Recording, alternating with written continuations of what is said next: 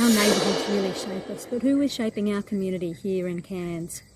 I want my kids to grow up in a Cairns where they know their neighbours, where they can get around by bike or walking, on cool, shady streets, linked up with good bus services, maybe even light rail, in mixed communities where they know that they can have a home that they can afford, that's suited to our climate now and into the future, and where they get a say in decisions that affect them in local areas and where everyone belongs.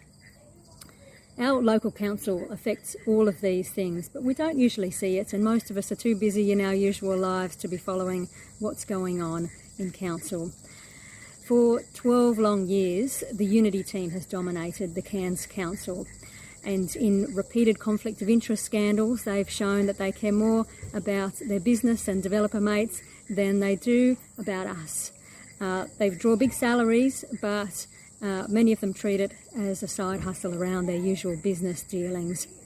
They've failed to stand up on the big issues like housing, like our environment, like flood mitigation.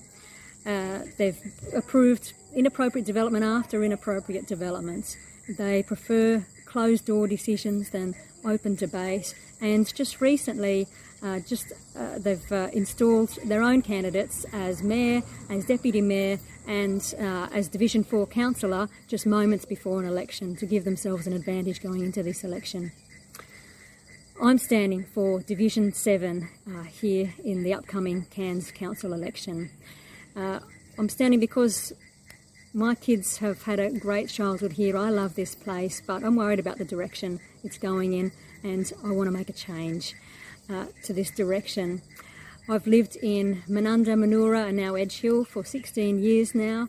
It's an area I really love, and I've made a pledge that if I win this election, I will work full-time because we deserve nothing less, that I will draw no more than an average adult wage because I would be here to represent you, and I can't do that if I'm living a different life. And I would give the rest back to our community.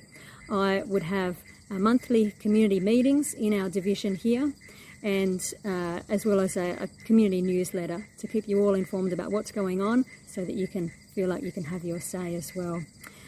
I'm running with a brand new team called Community First. We are a new team with tons of energy. We're ready to get stuck in. We are, in our day jobs, we are senior professionals in law, in health, in education, in government, in community development, and in small business. And that includes 2 strong First Nations women on our team as well. Outside our day jobs, we're also all really active in our communities as volunteers in all different community organisations, and you've probably seen us all around many times. Will we win? That's the question that I'm being asked in this election campaign. Well, I say that we're already winning. We're out there, we're having so many conversations, door knocking with and a whole lot of public meetings.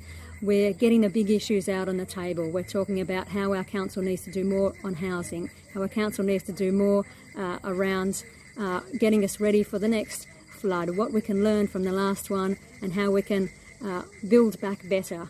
We're changing the debate. We're involving so many people. We've got hundreds and hundreds of volunteers, but we need more because change takes time. This election coming up is an opportunity to start that change. We know that you're all out there busy, but we're asking for your time for this short time coming up before the council elections on the 16th of March. We'd love you to get involved. If you share this vision, please come and join us. Authorised by P. Matthews, 210 Intake Road, Redlynch.